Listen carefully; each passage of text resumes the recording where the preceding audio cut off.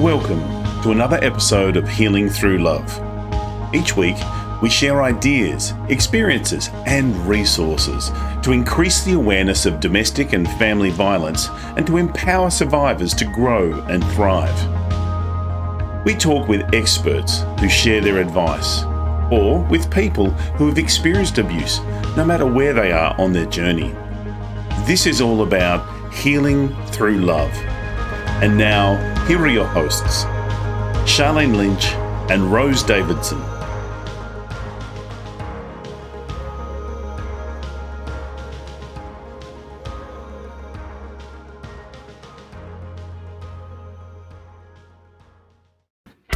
The Healing Through Love podcast with Charlene Lynch and Rose Davidson. In episode 82, Becca Briggs discusses with us how to build empowerment, especially through challenging times, and reclaim your power and worth. It's usually been a lot of times it's going through a transitional period in their life, whether they have just left a relationship or left a job or had some sort of health situation, some sort of major transition, or they've moved, and just realizing that they feel disconnected from themselves. They don't know who they are. They don't know what they want. They just don't feel happy and don't know how to feel happy again. This is a place I can relate to myself, is like just wanting to be inspired and motivated, wanting to create something, wanting to fulfill a purpose, but not even knowing where to begin to search for what that is, what that looks like, or how to do it. The Healing Through Love podcast with Charlene Lynch and Rose Davidson. Hello and welcome to the Healing Through Love podcast. I'm your host, Charlene Lynch from charlenelynch.com. Healing Through Love is here to help victims and survivors of domestic and family violence find their way back to living a more fulfilling and meaningful life. We interview experts and survivors who share their personal stories and offer advice to those who've experienced abuse, no matter where they are on their healing journey. As well as the Healing Through Love podcast, we hold annual Pamper Days here in Adelaide, South Australia, for survivors of domestic and family violence, where local businesses come together and pay it forward by providing their services and resources to give a much-needed day of indulgence. Think day spa on steroids. We're looking for organisations and people with similar values, so get in touch with us if this resonates with you. I'm really proud to say that Healing Through Love has gone global, and now we've got 8 different Pamper Days happening around the world. So no matter where you are, I'm sure we've got one that's close enough to you. And I've got a very special guest with us today. I've got Becca Briggs. She's a certified life coach whose mission is to guide others to reignite their creative passions and purpose, and to help them break through their personal blocks and to pressures and expectations from others, so that they can finally live the true themselves and in their inner desires. Using a variety of powerful modalities and insights, she guides her clients through the change and unhealthy patterns and stops giving them their energy and their power, so that they can stand in their own power and authority to the wrong areas. And she lives more confidently, authentically, and more unapologetically. Okay, that's a lot. Where do we start with that conversation? How did you, Becca, get started on a journey like this?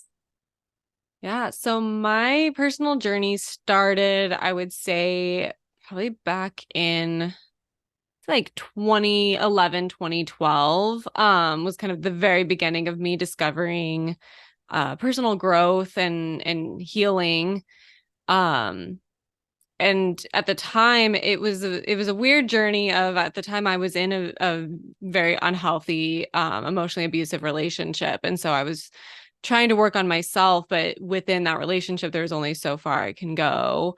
And so that kind of happened for a couple years until 2015, when I had a realization that I did not want to stay in that relationship anymore, that I was holding myself back in a lot of ways and was feeling very trapped and very stuck and overwhelmed with the hardships and expectations of what other people had on me. And so I left that relationship and dedicated the next few years to really focusing on who am I? Who's Becca? What does Becca want? What does a happy, healthy life look like for me? What is possible for me? And just kind of snowballed after that until leading me down the path of now coaching and helping other people stand true to what's correct for them and breaking the molds of what other people have put on them on who they need to be. I love it. I love it. So you had your own personal experience, and then from that you grew, and now your mission is to grow others. So who specifically do you work with, Becca?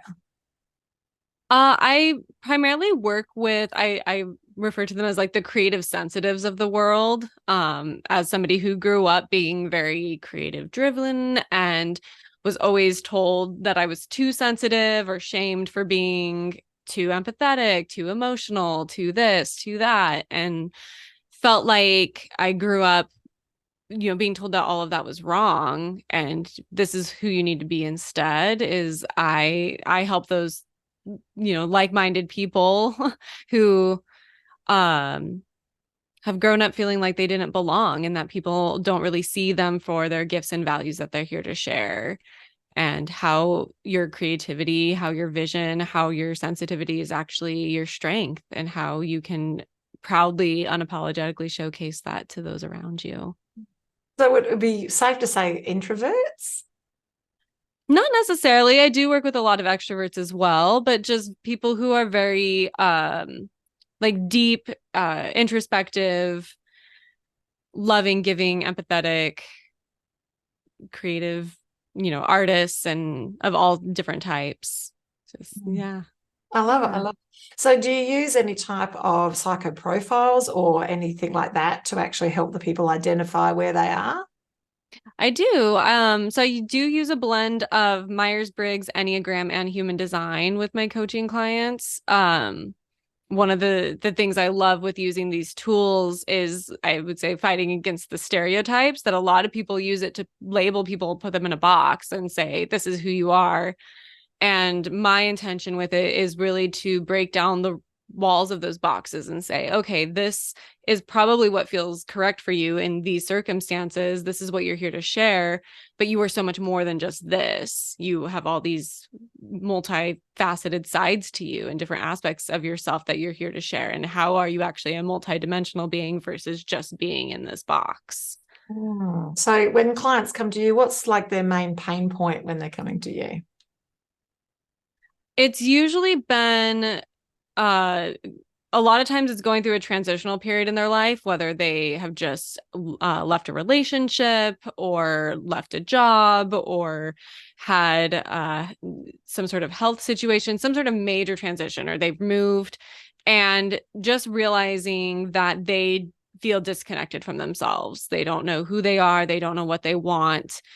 They just don't feel happy and don't know how to feel happy again.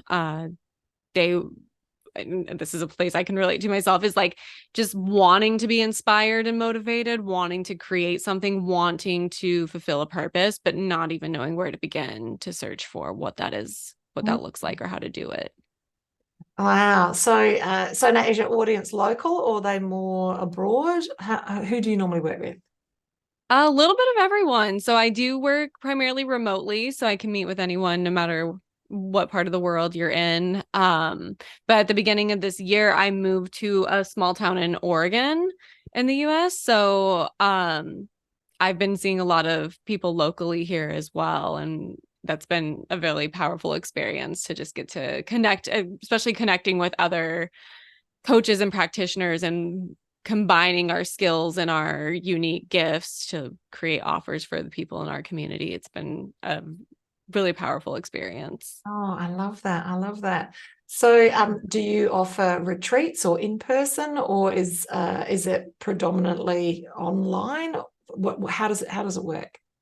Yeah, so most of my coaching is done online. Like I mentioned, I do events here locally with people. I would love to do retreats as well, just haven't quite gotten there with all of the projects and ventures that I'm on quite yet, but I would love to be able to incorporate travel and bring people to share in a really expansive healing space that retreats can offer. Yeah, the retreat industry is just become insane. We've never seen a growth index like this before on this planet. They're saying by 2025, it's going to be a $7 trillion industry. So that speaks a lot of where people are and where they want to spend their money and what they're looking for. They're not just looking for a holiday. They're looking for a wellness retreat so that they can incorporate, being outside their normal zone and also that next level of evolution for them. I love it. So yeah, we're living on a planet that is expanding at a rapid rate. I love it. Wow. So what's next for you? Oh, what's next? I'm in the process, I'd say right now, I'm making an oracle deck that I'm almost done with. I'm gonna say like I'm 90% done with. I've been working on for the last couple years, so that will be a big milestone to have complete. And beyond that is just really expanding and connecting with people and helping. I feel like the more that I can contribute to helping people embrace and accept their true selves and heal from the ways that they're holding themselves back in an empowering way, the more that I'm trying to think of how to word this. I think like part of my mission is I think that when we're living true to ourselves and true to what empowers us, makes us happy, makes us confident, makes us feel our best versions of ourselves, we're less reactive to the world around us. So you get people that are less conflict driven or just less conflicts with other people, less miscommunication, lack of empathy. Like we really can connect with each other on a stronger level. And I think it's a way to bring community through self-empowerment. And so I just want to stay true to that mission and keep building and growing and doing what I'm doing there. Yeah, community is so important because we're all in this together. So where is your community? Is it online or in person, did you say? Yep, both. Yeah. I have a moon circle community that I have on my website where I do moon circles on the Mondays closest to the full moon and new moon. I'm on social media and consider that my online community, if you will. And then where I am in Oregon doing in-person events and expanding on the community up here as well. Yeah, it is. It is about community. It takes a village, absolutely. It's amazing. Now, tell me about the Oracle deck. I've got to ask, did you use an AI to create the imagery? No. I guess as a creative driven person, I can see some benefits of AI. I can see why people are drawn to it, but I fully believe in cherishing the arts. And there's so many artists in the world that are very talented and go unnoticed from technology. And so I created it myself through like graphic design, but not through AI. Excellent. So is it so are you the artist or have you employed artists the deck together? No, I did it. It's abstract art. Because I do art myself. And so I did it's a alcohol ink kind of art-based design on it. And then within the Enneagram is talking about the light and shadow sides of the different Enneagram types. So kind of like I mentioned with your question earlier, is I think a lot of times these personal growth systems can put us in a box, and a lot of people stay on the surface of the stereotypes and, oh, you're this type, this is what you do, or this is why you do what you do, and then people just stay there. But with my intention with this deck is really to expand on how we all have access to the energies of all 9 Enneagram types. And within every type, there's a light and shadow, and it's not black and white, but we fall in this gray area within this entire spectrum of all these 9 types, or 27 if you include all the subtypes. So kind of bringing that awareness in there so people can be more self-reflective and a little bit more graceful with those different energies and tendencies that we have. Yeah, so if we have a better understanding of ourselves to start with, and then also a bit more grace for others and how they process and do things differently, I think it allows us to have a more connected community. Yeah. Yeah, definitely. I love it. I love it. And wow, so that's fascinating. And so and you want to do retreats, which is fabulous. Yeah. In all of the world, where would be the place that you would start and have your first retreat? Oh, that's a trick question because I feel like I've barely traveled. Like I've traveled a little bit. I love traveling, but I feel like I've barely scratched the surface of all the amazing places to go to. Ooh, I could go anywhere. Anywhere. Anywhere. Um, hmm. That's a good question. I'd want to do somewhere that isn't like, you see a lot of retreats and everyone goes to Mexico or Costa Rica or Bali, and I would want to go somewhere different. I'd want to go somewhere where you don't really see a lot of retreats happening. I don't know, maybe somewhere in Europe or like Japan's high on my bucket list in general, but like I would go somewhere different that you don't already see a lot of retreats happening at. Japan does have a unique frequency. The gardens, it's just like Mhm. just being there, and the people are really different too. I've traveled a lot, and it's the only country that I've been in where I get lost a lot. Totally dyslexic, so I get lost a lot. And it's the only country that I've been in that I was lost and I asked for assistance, and that person said, "Let me take you there." And they got on the bus with me and they took me to my destination. And this is before Uber and everything else. That's a while ago. Yeah. I am 57, so that's a while ago. But they actually went with me. And when we were back at the hotel, I said, "I've just never experienced that level of hospitality." And they said, "Well, it was respect, because that's fundamentally the culture. And they were also learning English from you as well. So they were asking you questions, weren't they?" I'm like, "Well, yeah, they were talking a lot." And so they're having the opportunity to have a communication. So yeah, Japan is a special place. I love it. It's very picturesque. And you're right. It's a beautiful place to have a retreat. Funny you should say Bali, because I'm off to Bali in February. That's high on my bucket list too. Looks beautiful. I would love to go to Bali. I think it's very popular for Australians because it really isn't very far. It's like 5 hours for us. It's just up there. It's not very far at all. And you guys drive more than 5 hours just to get across the states. So yeah, it's really next door. Yeah, and I think the price point too. So it's not very expensive to run a retreat there as well, which means that you can offer more for people. Yeah. But it's also the cost of travel as well. So what I've noticed here in Australia is that we've had lots of people doing local retreats. So that an opportunity to find a beautiful location that has, I don't know, a property with a different frequency and some point of interest, and getting collaboratively other healers together to create a retreat. There seems to be, I've not seen in my 30 years of coaching, I've not seen this level of interest in retreats before. It is, and it's only just starting to run up. It's going to peak at an astronomical rate. And I love the concept myself. If I could do a retreat every weekend, I'd be a happy human.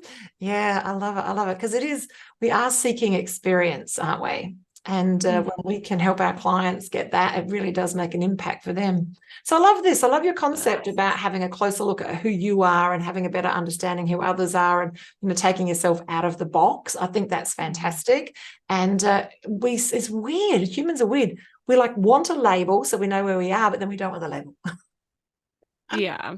And just it's like we want to know where we fit in, but then don't label me that way. So, but I suppose we need to have some sort of language around figuring out how all the pieces of the jigsaw puzzle fit together. I love it. Well, and it's interesting because I think part of it is we want to be seen and understood and accepted, but then I wonder if a lot of it also comes from not wanting to be seen, like this vulnerability, or like, well, I want to be seen for this, but I don't necessarily want to be seen. And that kind of gets into the shadow work side, is like, maybe I don't want to be seen for my shadows, or maybe I can't accept some of the shadow sides of me. So it's better if, I don't want to be labeled and fully seen in this regard, because I can't accept that.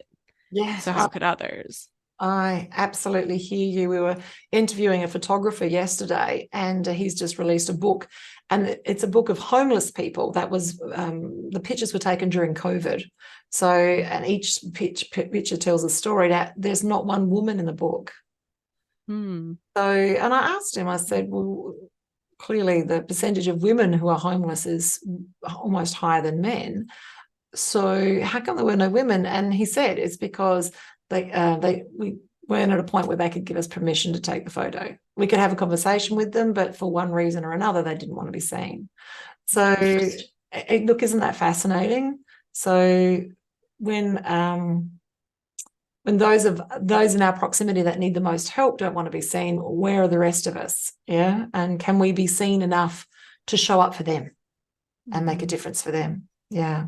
I love it. Many of our people in our proximity with family and domestic violence are on the streets and in caravans and in tents, because the housing challenge here in Australia is at its worst it's ever been. Even during the Depression, it's worse now than it has been. And our hearts go out to those who are listening that don't have a warm place to stay. And we're hoping that through the work that we do with Healing Through Love, the funds that we raise and the connections that we create, that we can create a better community and to help change the lives of those around us. I love it. Wow, Becca. So a beautiful story of how you've got from where you are to where you are now and how you want to move forward. I love the fact that you're interested in doing a retreat. I think that's amazing. And I'm really fascinated about the oracle cards. I would love to know, how do these differ from other oracle cards? So I'll say one of the biggest things that I honestly haven't seen in a lot of decks before, that kind of inspired me with it, is the idea of it having a light and shadow on each card. So the idea is very similar to tarot, that when you do tarot, there's usually an upright meaning and a reverse meaning, if you use reversals with your cards and your deck. And so I wanted to incorporate that, where a lot of oracle decks, it's just you get one card with this message on it.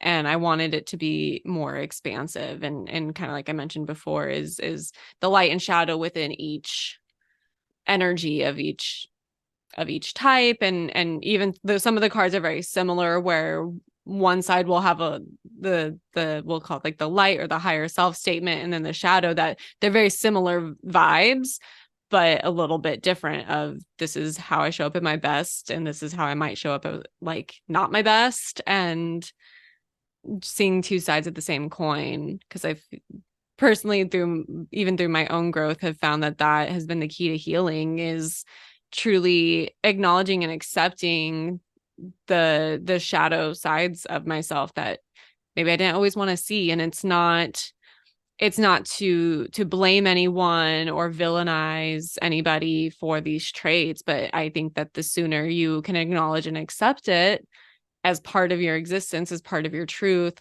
the easier it is for us to release attachments to them. We're not identifying with them. They're just something that is existing in a moment. And it becomes more fluid and more able to flow out and not feel so confined, or again, like with not wanting to be seen. It's not like this mask I think of like a mask of stone that's covering us because we're trying to hide behind it, but it's controlling what we do. It's just let it go. Yeah, it's having that level of awareness so that we can just observe, and we don't have to hold ourselves in any frequency for it. We can just observe. Don't necessarily need to make it wrong. We can just have that observation, and then, we can move forward and give that space between thought and action. I love it.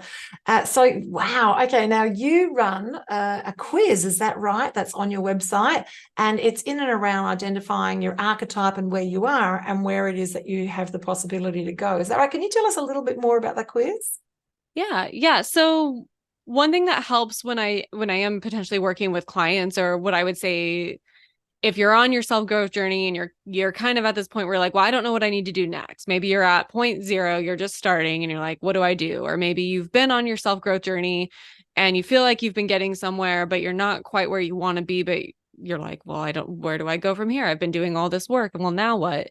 So I created an archetype quiz, free archetype quiz that's on my website, about the next transformation that you need, or that you're ready for. So that kind of bringing to light, bringing that awareness to, okay, here you are now. This is probably what you've been experiencing, where you are. This is probably the next steps of growth. And these are the tools and resources that could help support you in making that next transformation happen.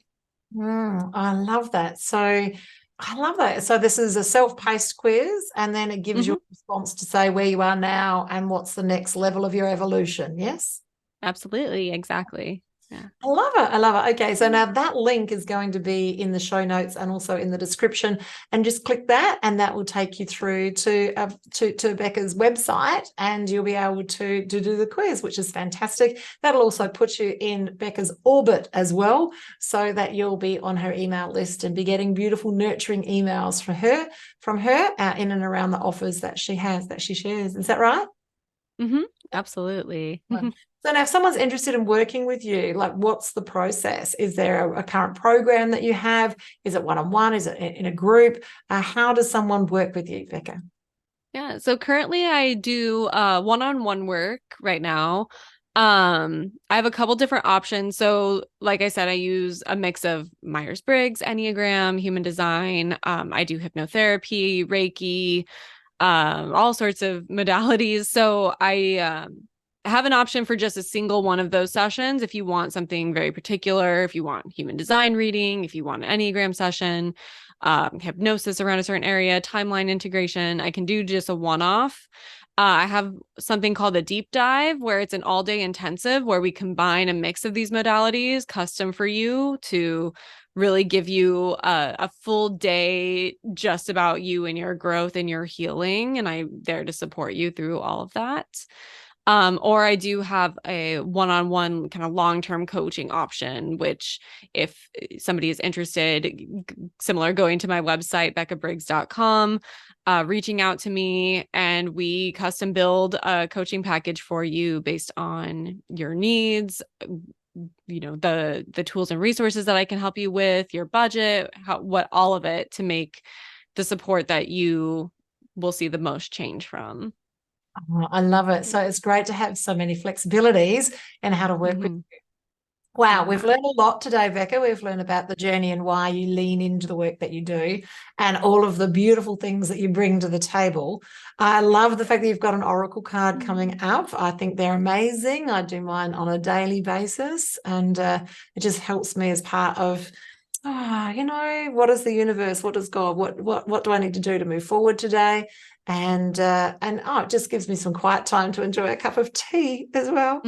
Yeah. I love it. And I love the fact that you use all these other modalities to help your clients get the best that they can and help them move forward. It's lovely. And thank you so much for sharing that free offer of the survey, so that we can actually do that and figure out where we are in that archetype and what it is that we need to move forward.